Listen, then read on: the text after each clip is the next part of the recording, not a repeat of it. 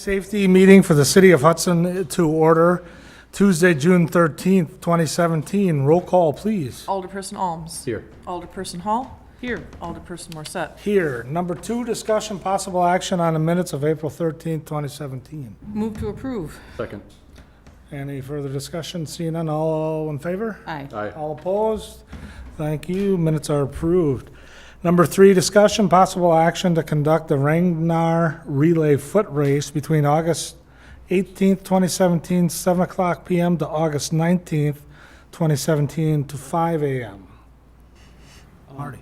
This is the 12th annual event of Ragnar Relay. I don't know if you were able to get the updated letter they sent. Because there's no conflict with the Gopher to Badger, they want to go back to have the exchange down at Lakefront Park where they've had it in years past, down at the band shell. This event hasn't been a problem. We haven't had any issues with it. And it's out of town no later than 5, 6 o'clock in the morning, so. Was the path on First Street or off of First Street? It's off of First Street. They try to stay as far away to the shoulder as possible or on sidewalks if they can. So they go down, they get down into Lakefront Park, and then they follow the paths down. And have they identified, or have they notified residents in the past? Or is that not one of those type? That's not one of those, because they're not blocking off the street or anything like that. So. Okay. Because usually it's just one runner going through. It's not like a horde of them. So. Okay. Move to approve. Second. Any further discussion? Seeing none, all in favor? Aye. Aye. All opposed? We'll recommend approval at Common Council June 19th. Number 4, discussion, possible action to conduct a Gopher to Badger foot race in Lakefront Park on August 12th, 2017. Chief. This event has been going on, God, I think longer than the Ragnar Relay.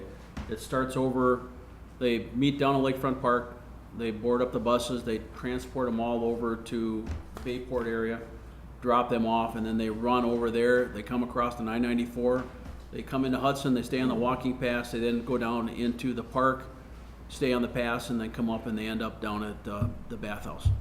So it doesn't go on any streets and has not been an issue. It's actually a huge event. They get 1,300 people sometimes down there, so. So it doesn't start here, it starts over. It starts, what they do is they come here and everybody registers and then they get on buses and then they go over to Minnesota, drop them Race off. actually The race starts starts there and ends here. Gotcha. Okay. So there's no blocking off the streets for this or No. anything? Okay. Nope. Do you know if it's about the same size as last year? I believe it is. I know that's why they had put in for a large assembly permit, so this had gone straight to council, and then we brought it back here, so. Move to approve. Second. All those in favor? Aye. All opposed? Motion passes. Thank you. Number 5, discussion possible action to conduct the Riverfest July 18th through the 23rd, 2017. I believe Buck Malik is here to speak to it. So is Abby. Or Evie? Evie, you can't speak at the microphone. You cost me money every time you know. She's always asking for advertising dollars. What year is this? This is our 6th year. Right. 6 year. Hello, did you get, Buck, you state your name and address for the record. I'm Buck Malik. I unfortunately do not live in the city, but I live near it in the town of Hudson, 413 Brookwood Drive. Did you have background information that raises any questions in your minds? I think it's a great cause, cleaning up the riverway, and it's well-deserved for applaud of. Thank you. We're 'Cause- supported by a number of sponsors, Mr. Chairman, who represent, I suppose, the views of the city's businesses, that it is a worthy thing. We have quite a large number of participating partners who also think it makes good sense. Tourism is a big part of what it's about. You probably recognize already our mobile sculpture named Scrappy as a result of a children's contest and name the sculpture in the first year.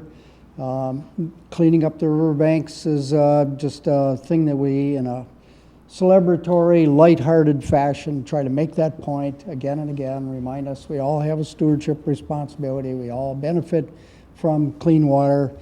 The river is an important part of why Hudson is here and an important part of Hudson's economy. Passing those points, we've never reached an attendance greater than 400 at a single event yet, but we continue to hope and we continue to try new things. And this year, Evie is putting together what looks like it's going to be a tremendous package of things for Sunday afternoon, the 23rd of July. So if that's the only thing you can be present for, coming back from your cottage or whatever, I would urge that on you because it looks like we'll have some Native American performances coming from as far away as Michigan, which ought to be instructive. We sense, based on the growth in attendance at the Native American event each year over the last several years, that Hudson folks are interested, are curious about Native American culture and its background. Our own Indian mounds, are a significant part of our park system and a great draw that brings people from the cities and everywhere else to come up and get onto the overlook there in Burkmost Park and experience Hudson, experience the river, experience thinking about the past of this area. So that should be even bigger than before. The concert is always a big draw, and we use the Valley Symphony Orchestra for that. Chris Tronahoy, who's a resident of the city, is the director of it, and they always put on a good selection of river-related music, if you will, and patriotic. And coming after the 4th of July weekend by a couple of weeks, it's a good uplifter of the spirit. Everything we do is kind of weather dependent, so although we hope for big numbers, sometimes it's too hot, sometimes it's a little rainy, but this year it's going to be perfect. All right. Thanks, Buck. Any questions for him? I know. Appreciate your support. Sounds like a good event. I'll move to approve. I'll second. Any further discussion?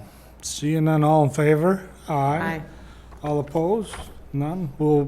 Motion passes. We'll recommend approval at the June 19th meeting. Number 6, discussion possible action to conduct the St. Pat's Fall Fest 5K Fun Run Walk on Saturday, September 16th, 2017, 9 a.m., beginning and ending at St. Patrick's Church. Chief. This is the 10th year of the event. It's not been an issue, as you can see. They were the first ones to be able to use the new form that the city clerk was able to put together regarding parades, walks and runs and so forth. Again, it's not an issue. It's 9 o'clock in the morning on a Saturday, usually in the fall. We haven't had any complaints about it. Anything with the high school? No. Construction-wise? Or? No, I don't think it'll be a problem. The parking lot, for the most part, should be done and open by then. Move to approve. Second. Any further discussion? Seeing none, all in favor? Aye. All opposed? Motion carries. Thank you. Number 7, discussion, possible action to conduct Helping Hands through HIBA on Saturday, September 30th, 2017, 11 a.m. to 4 p.m. in Lakefront Park. Angel, state your name and your address for the record, please. Angel Girardi, 105 2nd Street. And I am here to get approval for our second annual Helping Hands Through HIBA event in Lakefront Park. And it would just, this year the changes we're making is it would cover the whole thing around the band shell, plus be fenced in with 3 openings. And we'd like to add a petting zoo to it. And the petting zoo is Fantasy Corral out of Woodville, Wisconsin. What kind of pets? So they told me there would be potbelly pig, fainting goats, a zebra, chinchilla, donkeys, peacock, llamas, tortoise, calves, deer, and then they will also have horse rides. So nothing that'll really hurt somebody. No, and it's fully manned by them, so 12 people on the petting zoo part and 4 people on the horse rides. Okay. And you're anticipating interaction? Yes. And did you have insurance? You did, didn't you? Yep, I did have insurance, and then I asked Fantasy Corral. They'll also supply a certificate of insurance. I should have it by Friday. Okay.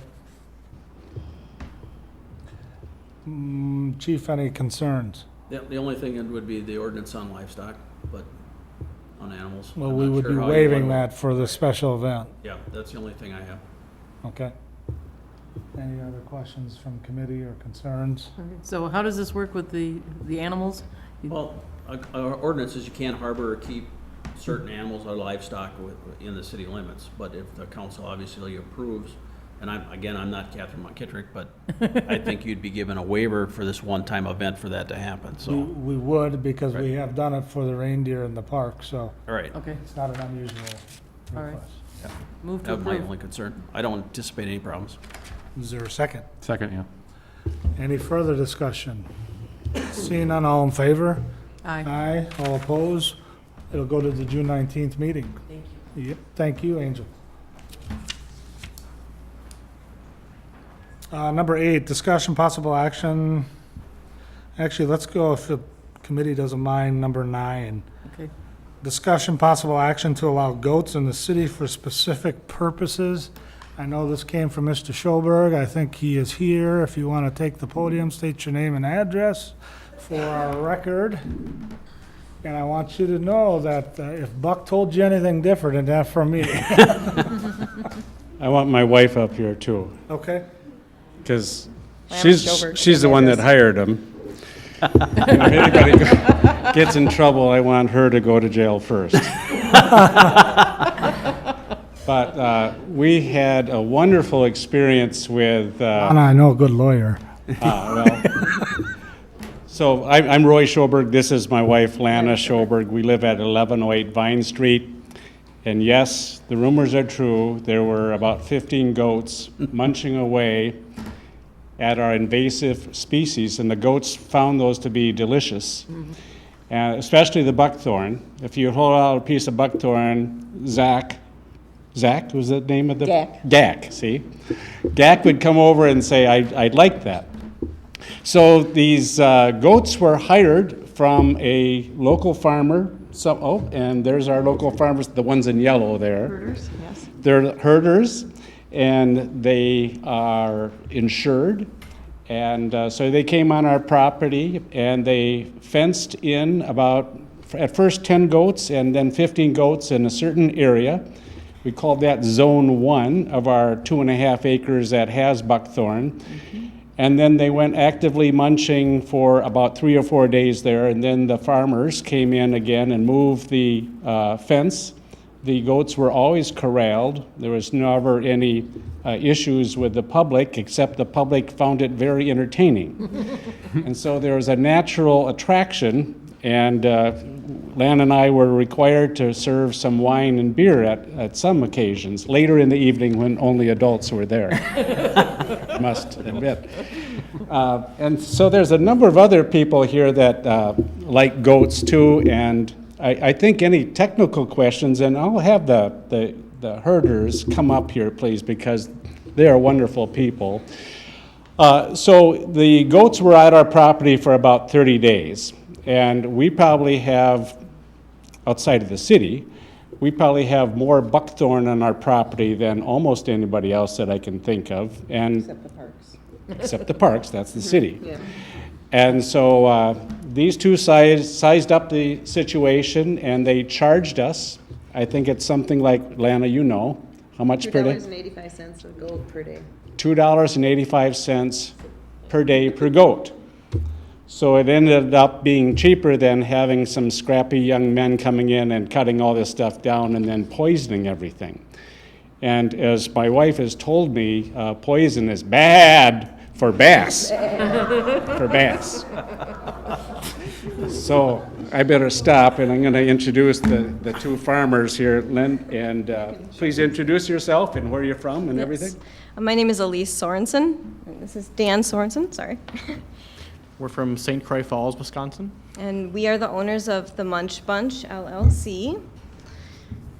And I guess if you have any technical questions, we're here to answer them. Well, tell us a little bit of the process.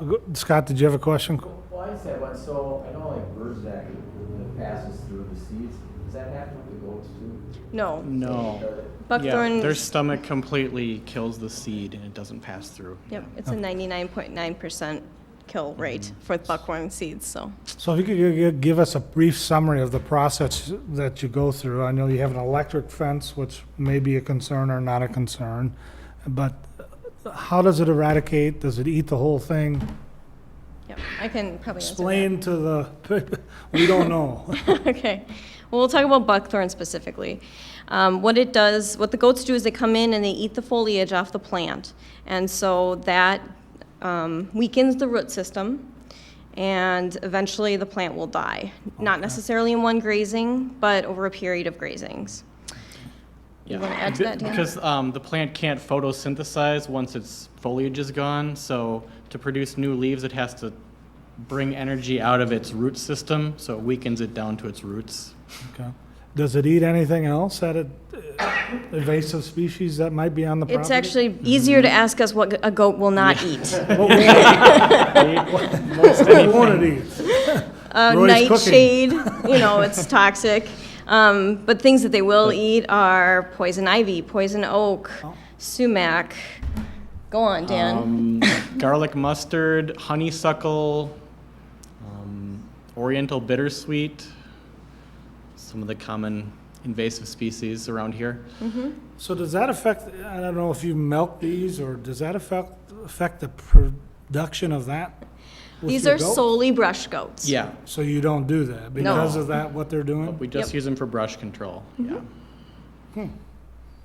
Is there a time of year that's better than others with using the goats to eradicate the? We work from April through October, sometimes into November. And ideally, before the buckthorn goes to seed, before it flowers, would be the best time to hit the buckthorn. Yeah.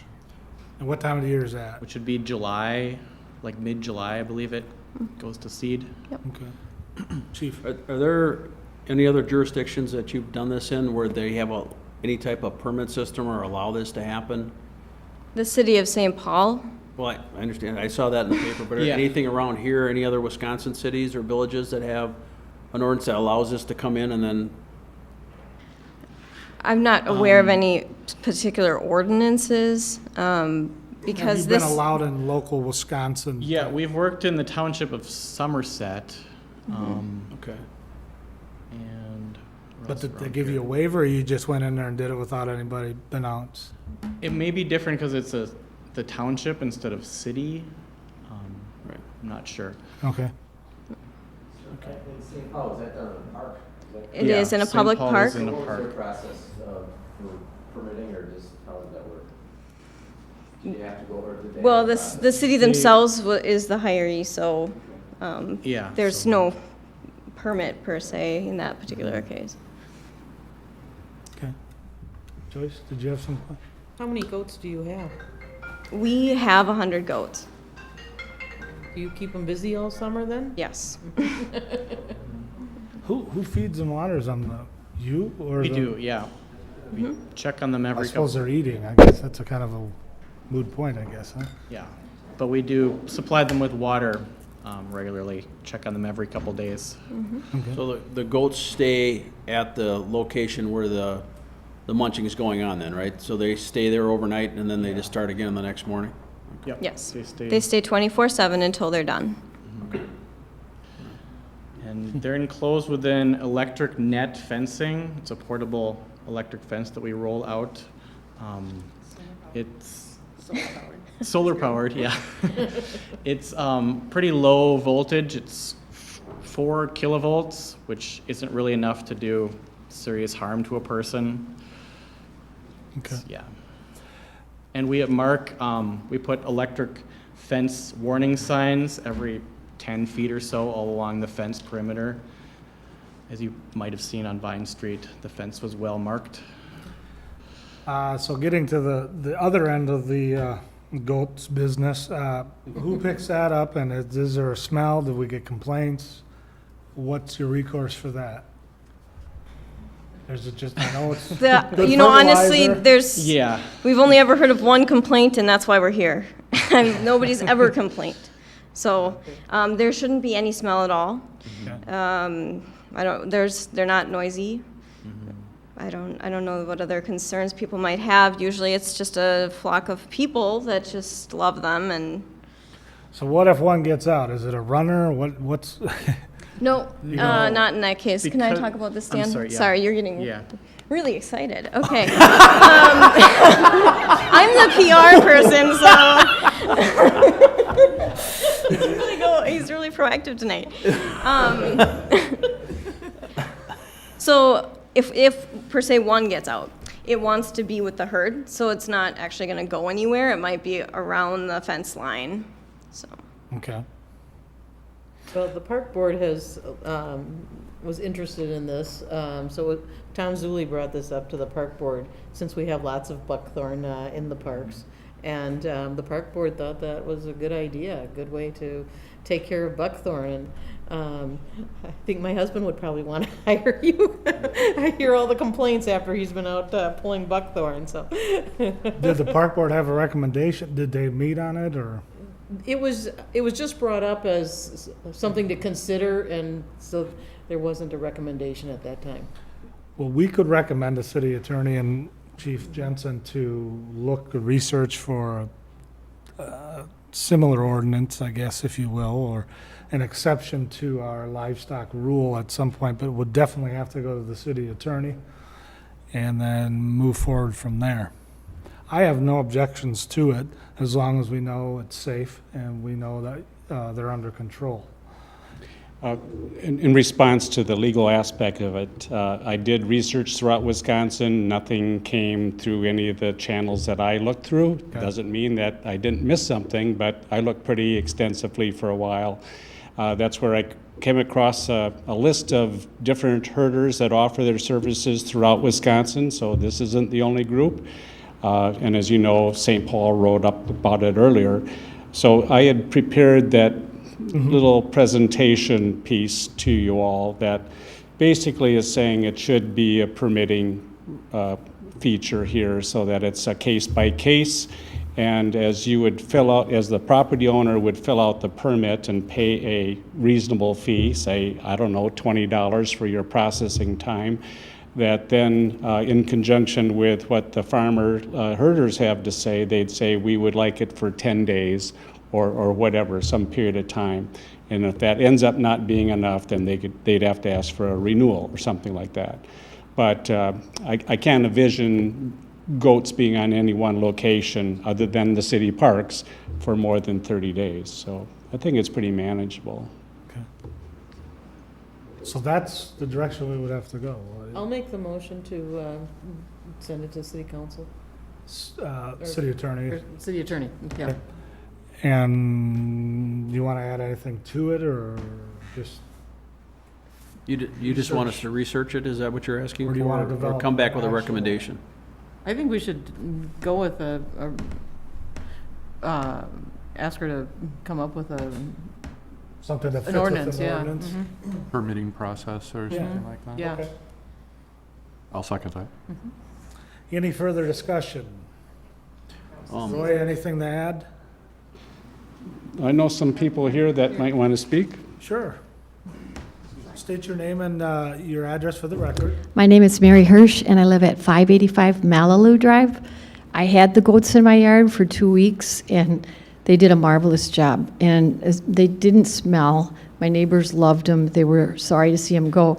And I have to say, if anybody has a problem with Japanese knotweed, the goats eat that as well, which has been miserable for me to try and get rid of. But everybody, it was just a fun thing having them there, and the neighbors loved them. They didn't cause any problems, and they were an absolute delight. It's a great way to get rid of these invasive species that I have just fought for years, and it's good for the environment, and everybody's happy. Great, thank you. Any other people wish to speak briefly to this? Chief, you had something to I add? just want to say that the next public safety meeting is, I believe, the 5th of July. I believe that's the next one. I don't think we'll be ready by then. We'll talk about that. We may move We get to that that because point. it's the busy week. Yeah, I've got some time off coming, and I'm not sure about Catherine, so I'm not sure we'll be ready by July, so. Okay. So will you read that motion back, Melanie? Motion to send it to the city attorney to draft a process to allow goats for invasive species. Is that okay for you? You? Seeing no other discussion, all in favor? Aye. All opposed? Seeing none, well, that's the course of action we'll take with that. Thanks, Roy. Okay, jumping back to number 8, discussion possible action on the possible sale of the St. Croix Emergency Medical Service, or for people who don't know, the St. Croix EMS service. Brandon? So this is obviously an issue we've been working on for the last nearly a year. And you'd asked to bring it to public safety for us to discuss, so I guess. Yes. What other concerns you may have? Well, I don't know if the committee wants to start, but I do want the public to have a chance to speak to it. And I don't know if you want to jump right into there. We don't have that many people, but try to limit it 3 to 5 minutes, but I'm not going to cut you off if you got some good points going on. So if people want to speak to this, I'll entertain that right now. Remember to state your name and your address for the record, please. My name is Celeste Cobrel. I live at 870 Strawberry Drive, which is 2 doors into the town of Hudson from the edge of the city of Hudson. And on my street, we have, I think, 2 of the houses are in the city, and then the other 8 are in the town. I have some questions about the proposal. I did watch a rebroadcast of that intergovernmental meeting that was a couple of weeks ago, or maybe it was just a week ago. And the concerns that seem to me to be unaddressed are, one, in terms of response time. It just seems as a practical matter that an ambulance starting from right there across the street is going to get to my house a lot quicker than one that starts in Stillwater and has to come across the bridge, especially if it's rush hour traffic. And I understand there's a plan to leave at least one ambulance here, but it's not unusual in a service area of this size to have more than one call at the same time. I mean, when the storms came through the other day, I heard lots of sirens going off all at the same time. And I don't know if they were ambulances or fire, but that's a concern, response time. And the second has to do with communication systems. I understand that the Alina system is incompatible with the county system, which is just about completing a very big update to improve their technology. And so just those 2 things seem to make it very, very impractical for really providing services within the whole service area that's now currently being serviced by the folks right across the street who seem to do a pretty good job. So, if it ain't broke, why are we trying to fix it? Thank Okay. you. Thank you. Anybody else like to speak to the matter?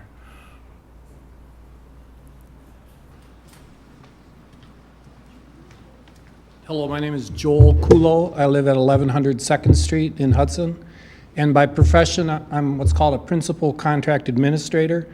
I work for a political subdivision in Minnesota, and I handle the administration, solicitation, negotiations, and awards for major service contracts, good contracts, and proposals. And my major concern in hearing what I've heard to this point so far about this proposed contract is that if you eliminate the current EMS services, later with the next contract award, you're not going to have any negotiation leverage because you're not going to have any competition.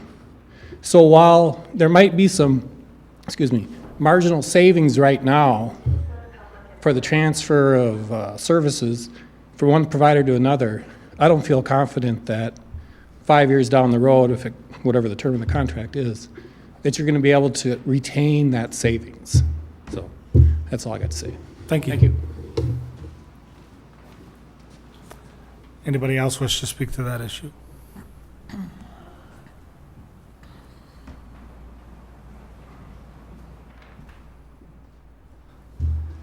My name is Bill Campbell. I live at 1725 Laurel here in Hudson. I'm opposed to this endeavor. We pay significant taxes in Hudson and happily do so. We are very grateful to city services we receive, and it makes me very nervous to have a well-funded, well-functioning local service be outsourced to a corporation that lives elsewhere and has little or no loyalty to Hudson. So there may be immediate tax savings, but following up on Joel's comments, I think we're in serious jeopardy for serious increases in fees in the future from health partners, and also decreases in services as they decide to monetize this EMS service more and more in future. Thank you. Thank you. Anyone else wish to speak to it?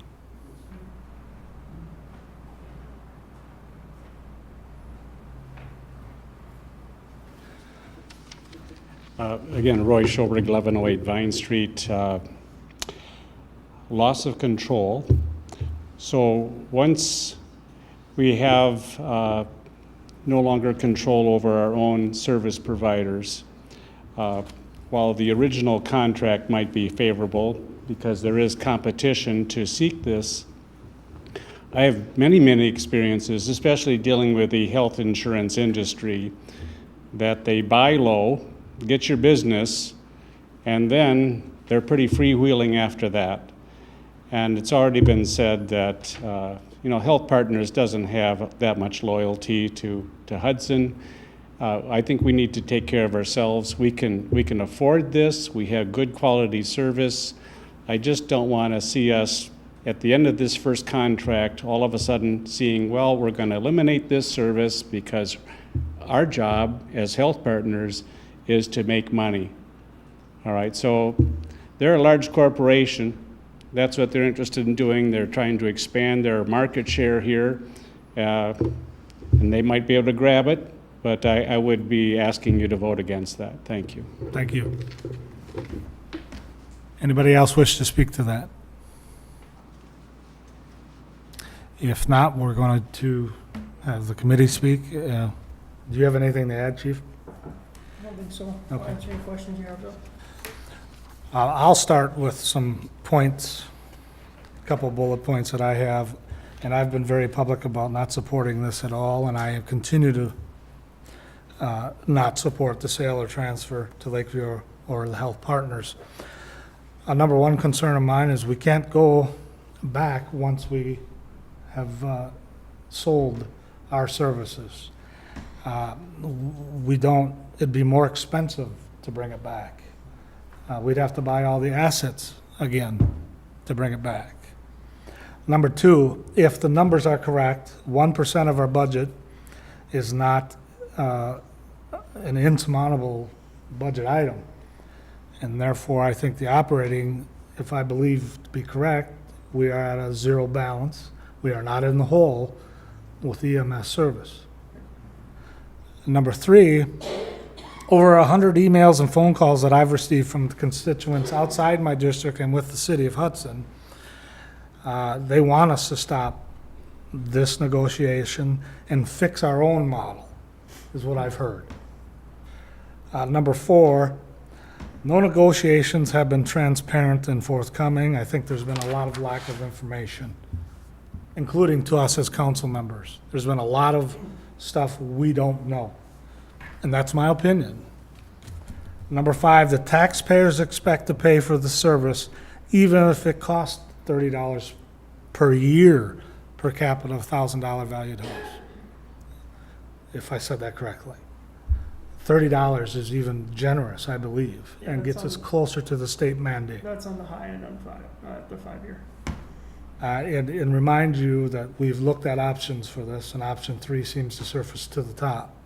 Number 6, it's up to us to manage this issue, and why did it take so long for the EMS Commission to tell us we had an issue, and not let us fix it before we already took it out to bid? That's a question.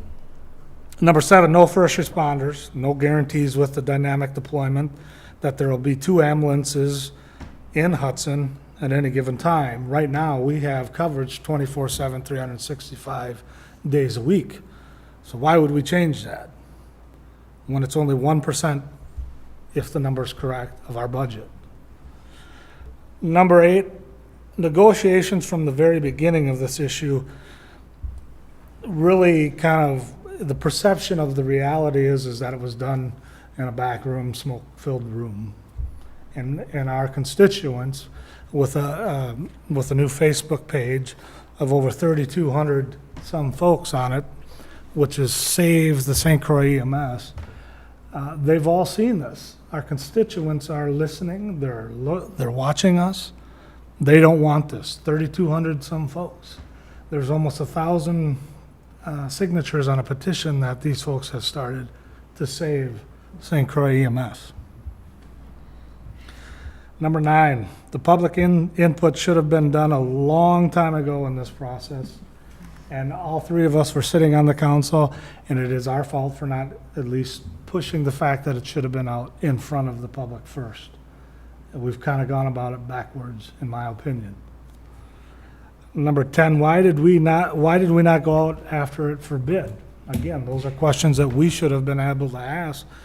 Should have gone out to bid, should have been an RFP if we were truly going to sell it or transfer it.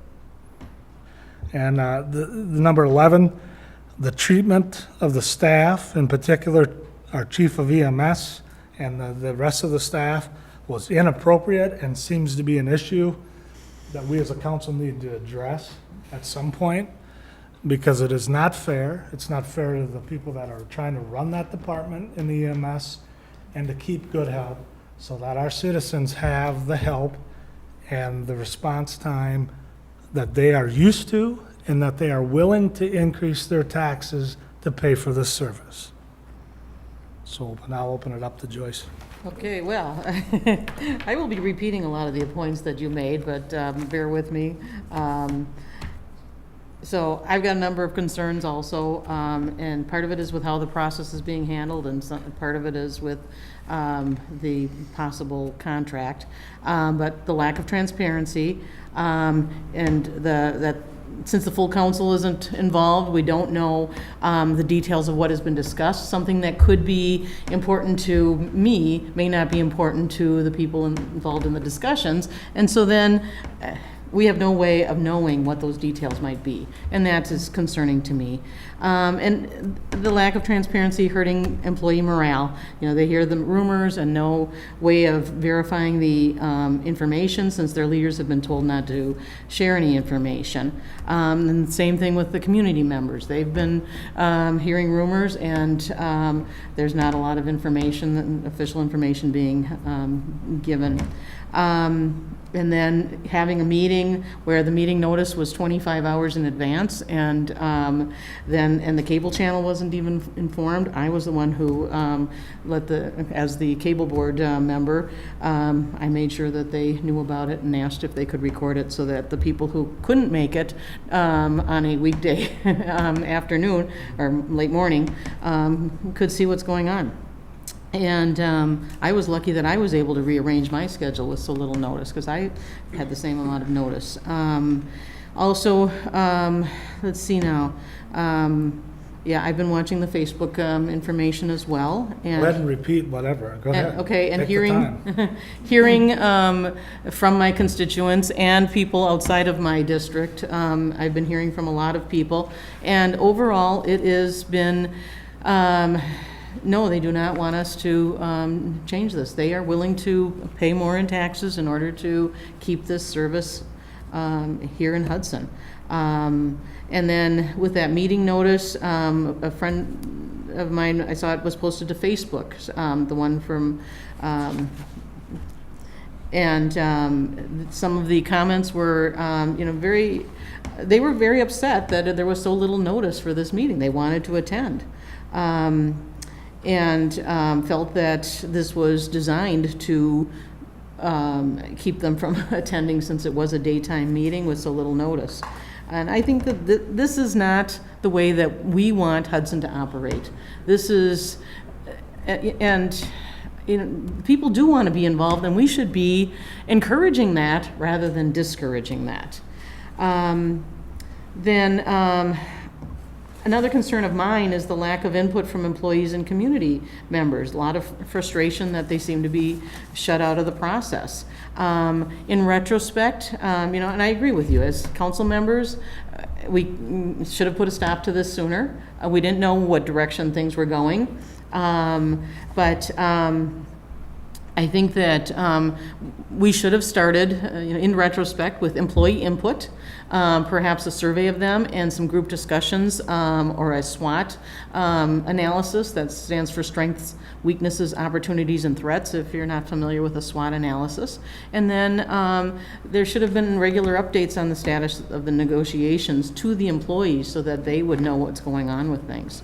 As soon as we started getting emails and calls from the community, we should have held a hearing hearing to find out what concerns they had and make sure they were addressed in the plan as it was developed.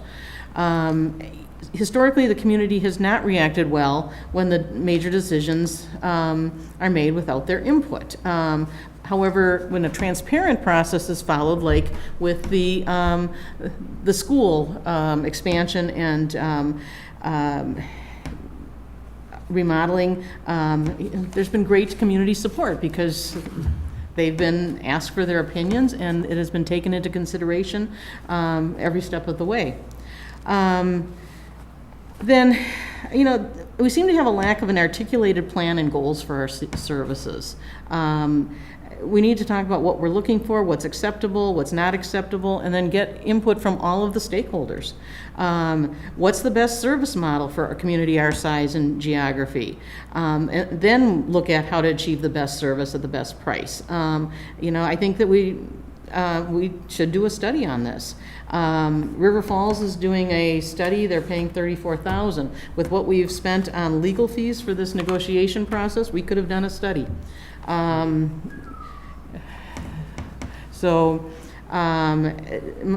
As of April 30th, our legal fees were $23,958. And then I also have concerns about the city working with only one vendor. When you purchase a truck or have a road repaired or anything else, it's put out for bids. Why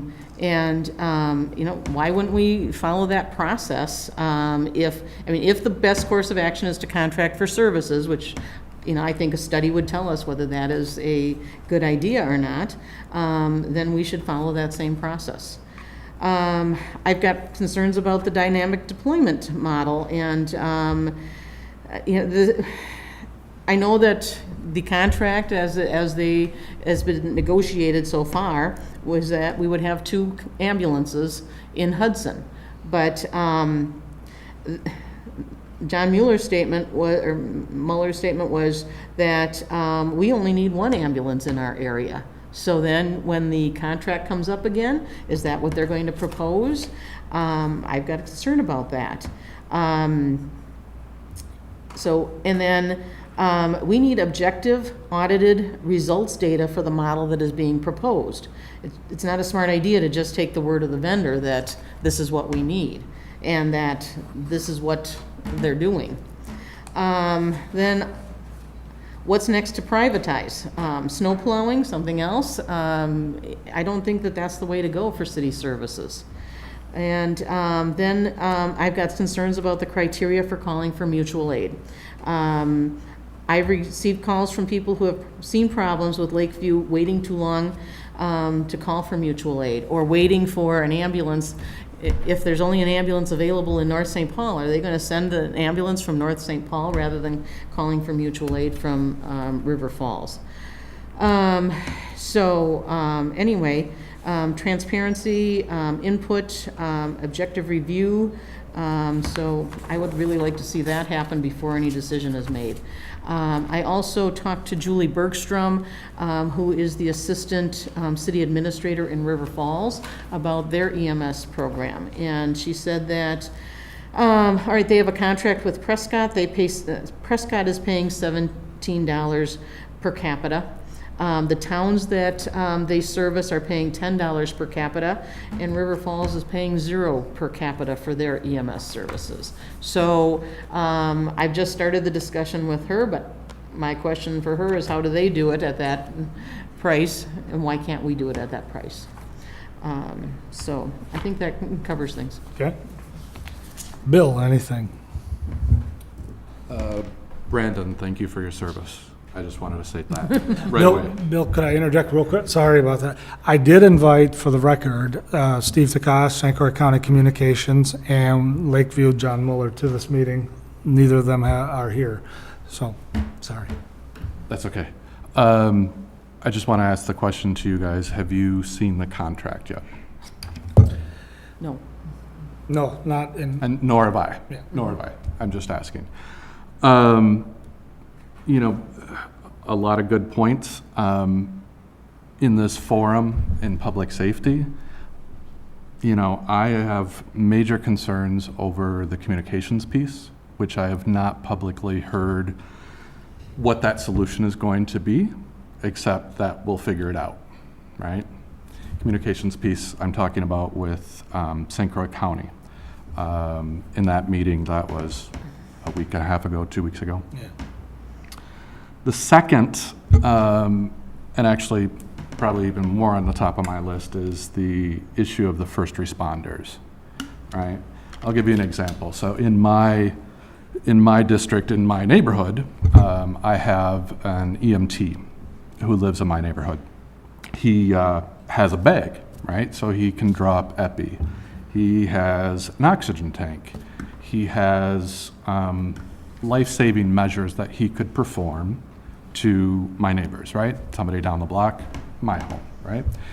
So he hears the tones, he happens to be at home, he realizes it's up the street, he could get there a lot faster than any ambulance really, right? Arguably, right?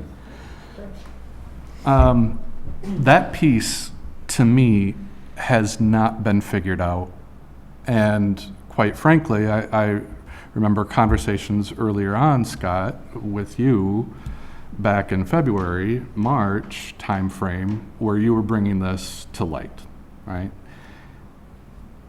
And we're in June, and we're coming up to a contract coming up, and I don't feel that I understand there's a subcommittee of folks Yes. talking about this. Yep. No, we haven't set a meeting date yet. It's out there, we just haven't got responses from all the committee members. Okay. And now, I know that you invited somebody from Lakeview, so they can't speak to this, unfortunately, in this forum, but my understanding is that they don't see a need for first responders, or do you know where their stance is? I hate to throw that out there, actually, without them here, so actually, I'll retract that question.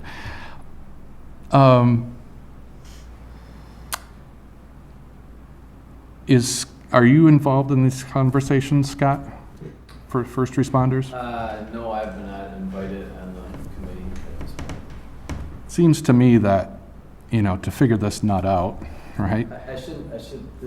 The subcommittee I have been involved in some of the operations meetings. That probably started in January, I believe. So this latest subcommittee, no, I'm not invited to be on that committee. Gotcha. Is there a way to get you on that subcommittee, or, am I asking a bad question here? I don't know. Well, earlier in last month, I believe there was a memo that there was a meeting where both you chiefs and not Brandon were at. Is that true, on a subcommittee meeting, or? So I was invited to a meeting, yes, and there was some talk of first responders, but since then, they have created a subcommittee that Brandon is in charge of to meet and address the first responders. And that subcommittee is not just covering the city, it's the other stakeholders that brought up the concern. So they're going to be represented by the town of Troy and John Hudson as well. Okay. And let me just throw this out there to you folks. In a community like ours, the rural community, the town of Hudson being covered, village of North Hudson, do you see a need? Do you think there is a need for first responders? Absolutely. I think it's part of any EMS puzzle or plan. It's just a matter of what degree you use it. Could you go every time? Yes. Is it needed every time? Probably not. Right. I guess when you start drilling into numbers and plans and all that, when you get down to like fractal responses and 90% times and this and that, my main concern is that those 10 or 5% are addressed where no matter what service it is, and I pose the same question to St. Croix EMS as I would to Lakeview, as any other services, how are we identifying the needs of those 5 or 10% of the runs where maybe everybody is out? And I say it's not maybe unique to the Lakeview service, it would be everybody. In my mind, it needs to be addressed, and I would just like to see it addressed proactively so that it doesn't stress our equipment and needs, and we're already very, very busy, and we're more than happy to come up with and work with people on a plan or within the service. But I personally think there is, like I said, it's that 5 to 10%. It's not every time, but if everybody is out, I think, and probably best practice across different municipalities, use some type of whether it's done internally from within their own system or utilize another system or police or something else, but typically there is some type of a measure for those at least 5 to 10% ones. Gotcha. Bill, Steve Takashi. Steve, I want to appreciate you taking the time out of your busy schedule to come. I think Mr. Alms had a question if you wanted to come, and he had a question specifically about the communications piece in regards to the possible transfer of the EMS. My apologies for being late. I was No, I at a appreciate funeral, you. I appreciate you unfortunately. taking the time. Thank you. So I was just bringing up a couple of safety issues. I was at the communications meeting a couple of weeks ago. I have heard that there is potential solution, but I've not heard publicly what would be that solution to the communications piece if we were to go with Lakeview EMS. I assume you're probably referring partially to what was written in some of my correspondence, either to the mayor or to Mr. Muller at Lakeview EMS. By not getting long-winded in this, our current system involves paging and two-way radios on VHF. Lakeview involves phones and dispatches by telephone from a line in St. Paul. They operate on an 800 megahertz system. It's called the Minnesota Armor system. As we indicated on that previous meeting, our system's not compatible with theirs. The county intends to remain with its current system, which will be to page Lakeview and also to speak with them on VHF radios. We met with Mr. Muller after that 11:30 a.m. meeting and indicated to him that our position was still the same. Lakeview is going to try to work with their technical staff to see if there's a solution short of necessarily carrying pagers, whether or not they can have some type of receiver at their Alina, which does their transportation dispatching for them. That has not necessarily been cleared up yet as to how they're going to be notified, other than we know from the county perspective, we will continue to set off our paging tones, and they'll either have to carry pagers or Alina in St. Paul will have to have a radio receiver capable of receiving that paging signal. As for the communications with them, Mr. Muller even indicated that their staffs and crews have been a little bit negligent in not communicating with St. Croix County Dispatch. Their radios are all equipped with our frequencies, as he indicated to the committee here, I think on a few occasions. He was going to have a staff meeting, I believe, this week to reiterate to them that they need to communicate more with the county. So the procedures that we'll end up using will be very similar to what we have now. We will page Lakeview if it's Lakeview. They'll have to figure out how they're going to receive that page, and we will talk to them on the county's VHF frequencies. Do you feel that there's safety concerns still with that, or with that solution? When you say safety concerns, I think our experience recently is that Lakeview has fallen off in contacting us by radio. If they take over the primary operation here in Hudson, they're going to have to talk to us on every call. Gotcha. And it becomes a safety factor when we don't know, did they get the page? Are they en route? Right. How far out are they? Those kind of things. And also, whatever system they set up, if it doesn't involve pagers, there could be a safety concern if we don't know if they got the page or not. So there are kind of two pieces to this, two parts, and we're going to have to ensure that both of them work. And at the end of the day, it isn't us having to pick up the phone or dispatch picking up the phone to talk to somebody to Alina. You don't see that in the future. Now, we do that now for their calls in Right. St. Joe and Somerset, and I think you know the history behind that. They were grandfathered in because they didn't have a permanent presence here, and they didn't have that many calls, although last year they handled 482 calls combined between St. Joe and Somerset. So there is a delay right away now when we have to pick up the phone, call them, give all the information to their operator, who in turn does the very same thing we would have done and that we do for Brandon's crew, and that is to page it directly out. So with his, I think, Brandon, you had 1,667 calls last year. So we're going to be pushing 2,200 calls. Our system is just not set up to pick up the phone, not only for those initial 2,200 calls to notify them, but with our emergency medical dispatch protocols, we learn and obtain additional information from the caller about the patient as the call goes on. That information is relayed to the en route crews.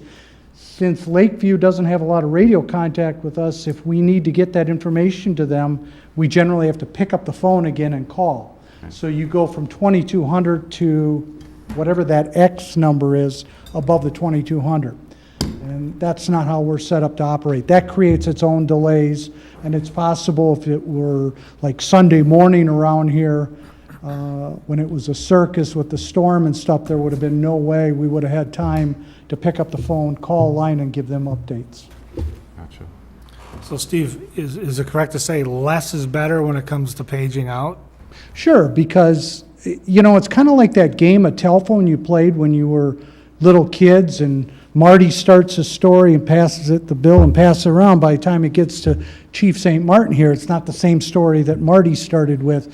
And when John was here that 11:30 day, he was talking about dispatcher liability in a particular case, but you can see that your liability is going to increase with every additional intervening party that you introduce into that equation. So if we take the call and we relay it to Alina, and then they relay it, they've added a step to the process that not only delays the call, but it also introduces the possibility of error if they transpose a number. If we give them 1434 and they put in 1343, now you can see the problem. So it's our preference that our dispatchers who obtain the information and are on the line with the caller handle the call, handle the page, and talk directly to the crews. So just when you walked in, we're kind of talking first responders, right? And we're talking about how that hasn't been figured out, right, from a safety standpoint. My understanding of the first responders is they hear tones sent out by the county, and they can respond to those tones, say if they're close Yeah, by, right? we page the Hudson EMS, St. Croix EMS. Right. At the same time, we will page the Hudson first responders, and if necessary for fire assistance, Hudson Fire Department will get paged. So they'll all get paged at the exact same time. And so this potential solution, if we went with Lakeview EMS, the potential solution to the communications piece would solve, that communication piece would still be there with the first responders. If you continue to have first responders, under our plan and under the county's communications plan, we would do the Right. same thing. We would page what would then become Lakeview EMS, Hudson First Responders, and when and where necessary, the Hudson Fire Department. Gotcha. And for the record, Steve, what did our taxpayers just pay for the upgrade of the communication systems for the $8 county? million, $8.2 million. That has already been paid. Any other questions? I know Joyce has another meeting to get to, and I'd like to finish up here. No, thank you, Steve. At this point, I'm comfortable, in my opinion, that I want to make a recommendation that we send a recommendation to council that we do not support the sale or transfer of this, and that my motion would include work with Brandon EMS and our finance director to develop a plan for how we budget going forward, which may include option 3. And that is a motion I'm putting on the table. I'll second the motion. Is there any further discussion? So you're suggesting stopping the negotiations with Lakeview Health Negotiations. Partners, Okay, and to develop with EMS and our finance director a plan of our own to keep our St. Croix EMS service within the existing, what we have right now, but updating the finance piece of it. Am I saying that correctly, kinda? Yeah. Or am I lost you? Did I lose you? no, you didn't lose me. I was just a little bit confused because it seems like the contract is put together. Mhm. And my only question to that is, how much have we spent in city dollars? You Or know- not we. At this point, the citizens in my mind of Hudson are not for sale, and I'm not gonna put a price on it. And that's the way I view it, and we can do better. Yeah, it's money that's already spent, and there's nothing we can do about it. But I don't think that we should continue on a course that isn't in the best interest of the city residents, just because we spent money on it. And I've heard it loud and clear, 3,200 folks. Yeah, and I've gotten so many calls and emails. So with that, any further discussion? Seeing none, all in favor? Aye. All opposed? Nay. Motion passes. We'll go to full council. Thank you. I've got to go.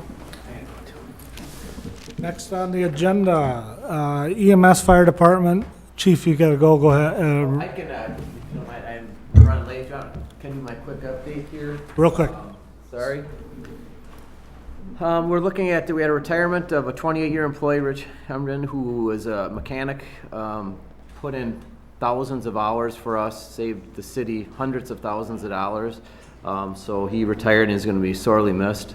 With that being said, we're down 3 people, and we're going to look at putting on 3 people over the next few months. We're in the process of purchasing. I think he wants to join, and me and him. Oh, that'd be great. Yeah? We're looking. Looking at the truck, we're trying to find the best deal we can right now on purchasing the truck. And also, we just finalized, the Village of North Hudson has finalized their contract and signed the contract for 2017. So I went up to the meeting last Tuesday and met with them, and so they're on board, so we're moving forward. Very nice. Thank you. Chief. All right, run volume for us is up 14% this year over last year. Up 14%. Yep, we've been staying busy. I will have a full-time paramedic position opening up July 3rd. One of our original full-timers, when we first went full-time with paramedic, just gave me his intent to drop down to casual. So he'll still be with us, but in a casual capacity, so I'll be filling that position shortly. Thank you. Thank you for all you do. Chief. Couple things. Bobby Larson and his canine partner Badger graduated last month on the 25th of May. Hopefully at one of these upcoming council meetings, I'm going to try to get him to come down so you guys can meet Badger. Officer Parsons is going through his final phases of FTO and should be on his own this Friday, so we'll be back up to full strength again. And 2 other things, we just recently had 2 possible heroin overdoses within the last 24 hours up off of Aspen Drive. So we're starting to see an increase of the amount of heroin that's coming into the city again. So I know our drug investigator's been working on it along with the task force. They've made several arrests. Say what now? Are the folks alive? The one this morning is in pretty bad shape, but the second one, Brandon, this afternoon. She's doing pretty good. She's all right. Yep. So, and I know that Brandon's working with Lieutenant Willems on getting Narcan for all our officers to carry. Do we have it on? Yes, and our first responders are able to carry it as well currently. So we're currently working on getting our officers trained on that. More, again, for citizens, but more or less for the officers, we're running into situations where we're coming in contact with carfentanil and fentanyl. Those substances are highly contagious. You get some in your nose and you could go right down. So we want to make sure our officers are protected. Yeah. There have been several cases throughout the United States where officers have been going down just by a small amount of contact with that You say stuff. So, going down, or you I mean, they go down unconscious, stop breathing. A gentleman in Ohio, an officer, they had to give 4 doses of Narcan to get him to come back. So And all he had was a small amount of dust on his uniform that he brushed off. So, Yeah, it's a lot stronger. Today's case required 2 doses. so. That's sad. And Wisconsin actually got proactive and passed legislation for law enforcement to carry that, holds them harmless. They do the training with us and they can administer it. So it's very good. All right, any other business before this committee? Bill, do you have anything to add for next agenda? Parking will be on next, hopefully the next agenda. I have met with some parking folks and we're getting still waiting for information from you. Remember all the, You wanted the stuff from Single- that MP5? Okay. Yeah. No biggie, it's not on the agenda, so. Any other business? If not, any other announcements? What were you gonna do about the meeting next month? Oh, I'd like to move it to the next week, just because 13th? it's, yeah. Does that work for you, or? Yeah. I just, too many people might be good out of idea. town the first week, still the fourth weekend. Great idea. I just had one for future agenda, doesn't have to be the next one, but looking at the special event permits, kind of set parameters when they'd be required to contract with the city service to provide coverage, large Triggers. amounts, law enforcement. Triggers, that's Yep. our, okay. That's a good idea. Now, Bill, Move to adjourn. second, all in favor? Aye. Aye, all opposed? Thank you.